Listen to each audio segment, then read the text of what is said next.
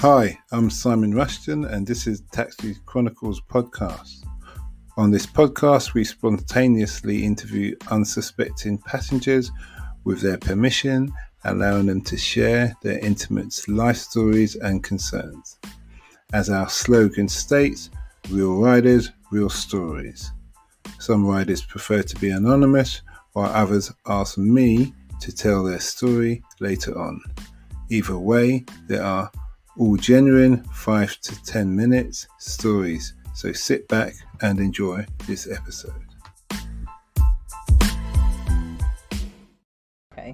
Morning. Yes, we're back with another episode, another rider, another story. Today we have Jenny, the queen of being seen, and she's telling me about how she's attempted, she did complete the marathon last time, but it was a bit of a jog and a walk. And we were discussing that, amongst other things. We will probably end up discussing about the queen of being seen. But welcome today, Jenny. How are you? I'm very well and very surprised at this nice opportunity to take part in your podcast. Okay. Well, thank you. You'll be number 226 episode. So Cool. We've got quite a few out there. So tell us about this. What motivated you to decide you want to do the marathon? You look like an athletic lady. Well, looks can be deceiving. I'm built like an athlete, but I spent so many years, like even as a kid, watching the London Marathon and then living in London and watching the marathon on the street, and I'd be so inspired, it would literally make me cry. Mm-hmm. And I got bored and sick and tired of saying, one day I'm going to run the marathon. Mm-hmm. And you know, I'm actually a life coach as well as a business coach, and I just thought, how can I go out and do all of these lives and, you know, speak to clients about doing the sorts of things that they want to do, mm-hmm. and I'm not doing something that I want to do. And also because I'm not an athlete and I've never run a marathon, I just thought to myself, you know what, this is a challenge. I don't know that I can do this, so let me try and do it. Mm-hmm. So that's what inspired me. Mm. So did you do any training before you did the marathon? Yes and no. Well, yes, I did. You've got to remember that I've never ever run a marathon before, not even a half marathon and not even a 10k race. So I started off having to do this couch to 5k, and then I figured if I could do 5k, then I could do a 10k. So then I did the 10k, and then lockdown came, and I enjoyed lockdown. I ate, I drank, I stopped training as much as I should have done, went out occasionally, and they cancelled, of course, the marathon. They postponed it. Mm-hmm. So then I thought, well, I've got quite a few extra months to train, I'll be all right. And in the end, when they announced I think it was end of August, that the marathon was definitely going to take place in October, I thought to myself, you know what, I better get out there and train. Yeah. And I knew I wasn't going to be able to run the whole thing as I'd originally wanted to. So why did you know that? Because I didn't train enough in the summer. Shouldn't matter. I enjoyed the gym, and I know mindset is everything, but I really didn't train enough. I'd gone from training 3 times a week to, you know, once every couple of weeks. So it was interesting that I said, well, I was doing this kind of technique, and then you gave me some really fantastic tips. So, okay. What I'd say on the mindset thing, there's many a person who's just kind of just rocked up like they've just walked out the pub and thought, yeah, I'll have a go, and they complete it, even if they're running at a really slow speed. Yeah. They run, you know, those Oriental or Chinese or Japanese, whatever they are, the old people, they run like they're running in slow motion. Oh, yeah. You could do that the whole marathon. I did the last 4 miles, to be fair. I looked like I was about 170. It doesn't matter as long as you complete it, because completing it, you're conditioning your mind as well as your body. Yeah. And fitness is, you know, I would argue fitness is 80% mental. I agree. Because if I don't know if you've got kids or you're married or you're, you know, anything like that, if your loved one is in trouble and you have to run the distance of a marathon to get to them, you do it. You see what I mean? You're so right about the mindset thing, you know, because the weeks before, I thought to myself, you know, people have died doing marathons and they've trained. So I remember saying to myself, I need to get 26 miles in my legs so that I know, like in my head, I kind of know I can do it, but I wanted to know I could do it. So about 2 weeks before, when all the proper trainers were tapering down their training, I spent over the course of 4 days getting those 26 miles in my legs. And I ran a lot more of those 26 miles than the actual day. However, I just knew that I needed, like mentally, I needed to be able to say to myself, yeah, I can do this. So, yeah, you're so right. And the biggest hurdle for me, and kind of embarrassingly, I've trained in neuro-linguistic programming. I know all about the mindset stuff on paper, but I had to put it into action. So for me, when I first started, it was that feeling of wanting to stop running. I noticed that I kept saying in my head, I'm tired, I need to stop. I'm tired, I need to stop. So that was the biggest piece for me to work on, first of all, just motivating myself to get out the door and to keep going without stopping. I would say this, there are some compromises that you can give yourself when you're running. Yeah. I did a 10K last month and in Stratford. Yeah. And my attitude, I'm a bit arrogant, saying, I don't mind, this is a run, I'm just waking up my body. Yeah. And I was with another person, I said, I don't mind not coming first, but I just don't want anybody who's like really fat to pass me, to beat me. And I thought, yeah, so I put it at someone as a joke to a guy I'd met just there. We were talking. We ran, he left me. Now, halfway round this, with 4 laps, halfway on the 3rd lap, this fat guy, I don't know where he come from, his face was so fat, it was round like a football, his neck just joined in. He was just like, and he ran in a funny way. I've never seen it. I've run a lot of things, being the expedition. I've never seen anyone run like that before. He passed me. I passed him. He passed me. I said, okay, I'm going to pass him. Then I said, okay, I'm going to pass him. Then I said, okay, I'm going to pass him. Then I said, okay, let me just run alongside him. Then, okay, let me just make sure the distance doesn't get too far because I can't catch him. I was going to say, you sure that he didn't just overtake you and you're like, oh no, I've got to catch up with him? No, he'd overtaken me, but the point is I decided I'm going to try and catch him, but I can't. And the way he was running, I swear to God, I've never seen anyone run like that. And he was like in pain. His face looked like he was in pain, but he wasn't stopping. But you know what? I say good for him. I took my hat off to him. I said, yeah.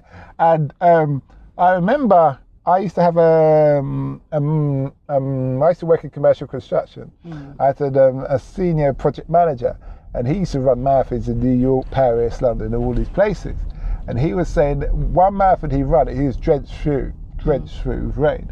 And he said it was really disheartening, and he virtually ended up kind of walking, crawling kind of thing. He said, but the most disheartening thing was for him when a guy in a Womble suit passed. I have a story like that, but one thing that I do want to say, you're kind of joking aside, is there's a lot of, I notice I'm skinny, which sounds weird for me to say this, but there's a lot of almost fatism in running.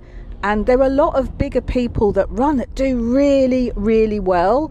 So I have to say, I don't want to fat shame anybody in this. I heard a very, very inspiring story that started from the marathon from last year, where there was, people that were running, they were right at the back of the pack. And because of their grit and determination to finish the race, regardless of what people thought they should look like or be, they actually changed a lot of stuff for Virgin London Marathon. They changed a lot of stuff for them, and they agreed that they were going to make sure that they looked after the people at the back of the pack for whatever reason. So out of that came good. But here's my shameful story.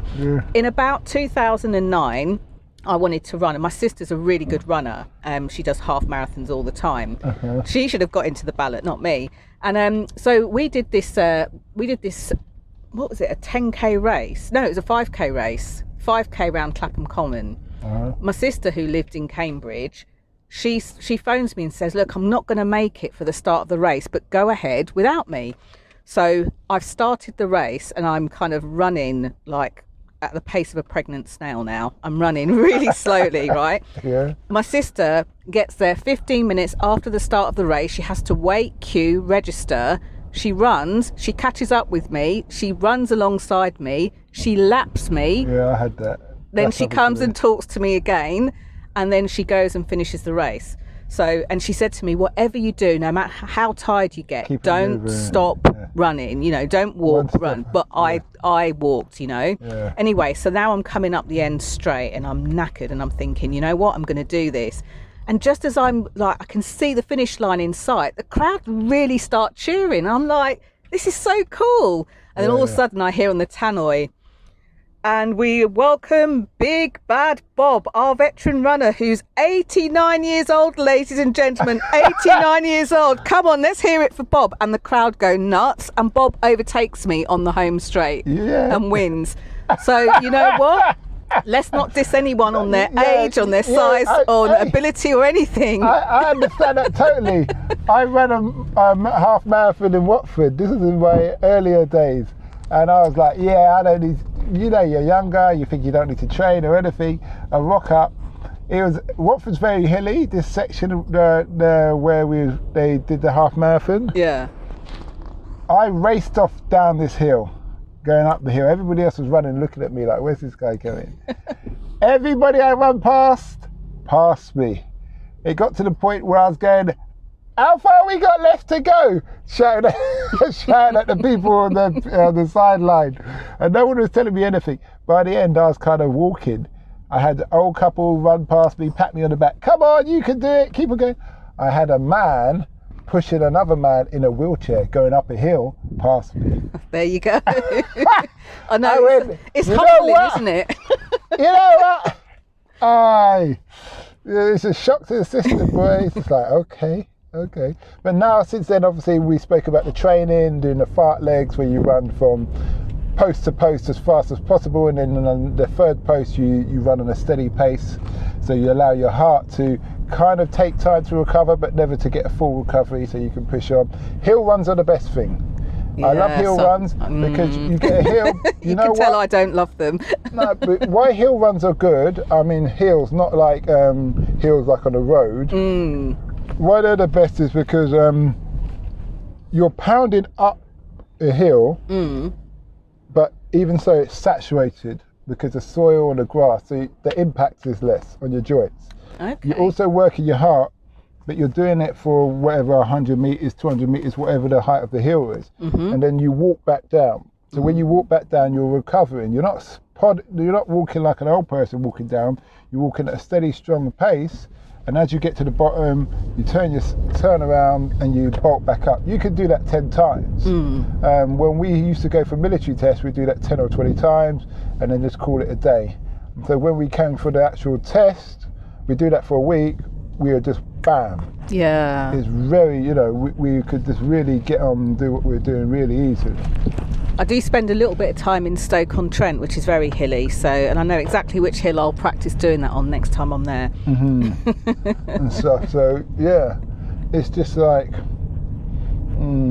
builds you up, builds the stamina. So tell us about this. What do you do for a living? So I'm officially speaking, I'm a business coach. So I help people with visibility, not eyesight, but when they have small businesses, I've even worked with big companies, help them to raise their professional profile and help them to stand out. And one of the things that people don't think about, they think about public speaking and whether they like it or not, but they don't think about the fact that when they've got a business and they just want more people buying their stuff from their business, that they've got to put themselves out there. So it comes to doing a podcast, for example, then they get all like giddy and, oh my gosh, I can't do this, everyone's going to look at me. Or they need to go and do videos, maybe they want to make an online course, maybe they want to get on a Facebook Live or a LinkedIn Live or Instagram Live, and all of a sudden they feel camera shy. So I help people really build their confidence to be able to do that in a way that sells their services and sells how valuable they are. So they're not just a coach or not just an author or not just a business owner, that they're seen for their unique value. Like this, I mean, who would have thought I would get in a car and then be interviewed on a podcast. I mean, what a great idea that, you can capture all of these interesting conversations that you have as you're speaking to people. I think it's amazing. So it's that kind of thing, Yeah, we've had many interesting conversations in this car, from debates to just general learning. What's the kind of one that sticks out in your mind? Not necessarily the worst, but what's the one that sticks out for you the most? I'd say podcast 26. Yeah. And it's called "What Wouldn't You Do for 15 Million?" It's about family, relationship, drama, and what do you call it? You could say backstabbing or that kind of thing. It's real. Yeah. And it's weird. It's weird. It's a good pod. That was one of my early days, and sometimes I play it in the car for customers. And last customer I played it, a lady from Bangladesh with her husband, and when I got to the destination, she said, "That was very good. Keep on doing what you do." Yeah, and exactly. That was like the icing on the cake with the cherry, as in a compliment, because you're not sure, you're not necessarily sure if you've got the right personality or voice. There's many other things you can consider for things. But tell us about you're on social media as the Queen of Being Seen. I am. How does that work? So I'm on Instagram, I'm on Facebook, I'm on LinkedIn. If you Google me, you'll find me. And basically, it's interesting because during the pandemic, people talked about having to pivot. Well, yeah, I was doing live speaking. I speak all sorts of things, from conferences to business groups and things like that.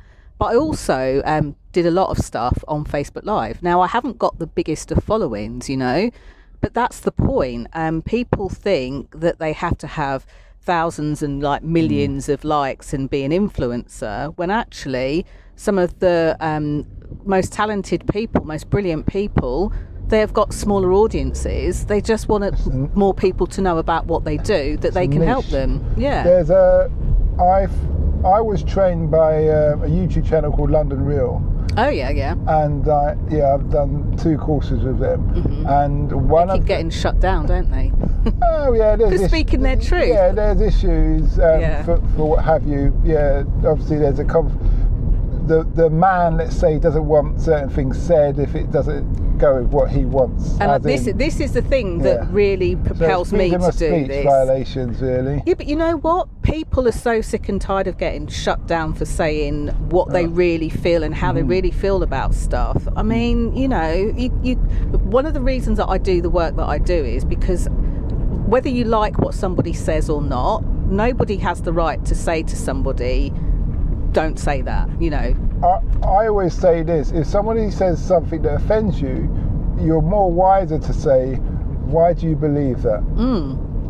Because if you believe you know better, then allow yourself to hear their point of view and educate them. But there's also a saying goes, what you don't know is more important than what you do know. Yeah. And something that you just said about when people think they know better, they might not realise this. And I hear it and I watch it play out, where because somebody thinks they know better, they think that the other person can't see or hear or feel their judgment, but they feel it, they see it, they hear it. And the point isn't made, because it doesn't matter what you say. All they hear is, la, la, la, I'm better than you, and I'm going to say this, and I'm right and you're wrong. And no one likes to be on the receiving end of that, do they? Well, there's that old Indian comment, a North American Indian comment, where it is, let me not judge a man until I've walked a mile in his shoes. 100%. So basically, that's just saying, until I've come from where you're coming from, I don't really know exactly why you think the way you do. So you have to enlighten me to your story, and then I can comment on why I think you're right or wrong, or I could actually say you're right based on what you're saying, right, based on your experiences, but my experiences are this, and you could come to a wider understanding in that respect. I will say, in what you were saying in relation to about the audience size, there's a guy, he talks about you only need 1,000 true fans to have a living out of social media, because if you can sell your 1,000 true fans something every year, worth £100, that's more than enough money for you to survive on. This is true, and I think sometimes... And that's a niche audience. Yeah, so. and I think sometimes people focus more on getting more numbers and more likes and more engagement. But here's the thing, you know, you can have 1 million likes, but how many of those people are really engaged with your message, will buy from you, will come back and repeat buy from you, you know, will support you, will share you, and that's really what's important for whoever's starting, you know. I understand. This has been fun. Okay. We're nearly there. But just to so if people want to find you, you said that where can they find you? You want to spell out your... Yeah, they can find me on Instagram. I'm at the Queen of Being Seen, or I'm on Facebook, the same, the Queen of Being Seen, Jenny Kovacs. So do you want to spell that? Yeah, Jenny Kovacs. So Jenny with a Y, Jenny, and then Kovacs is K-O-V, just in here. K-O-V for Victor, A, C for Charlie, S for Sugar. That's it. Okay, thanks a lot. And we hoped you liked that episode. Keeping in mind, we never know who we're going to interview. We post twice a day, 8 a.m. and 5 p.m. GMT. Have you ever considered the future economies to invest in? Why not listen to our sister podcast, Africa Investor Stories? Considering Africa has the fastest growing economies and population on Earth, and has done for many years, it holds 30% of the world's known natural resources. We publish twice a week, Tuesday with a guest investor, and Fridays talking about investment, politics and history, providing a clear understanding for any potential investor.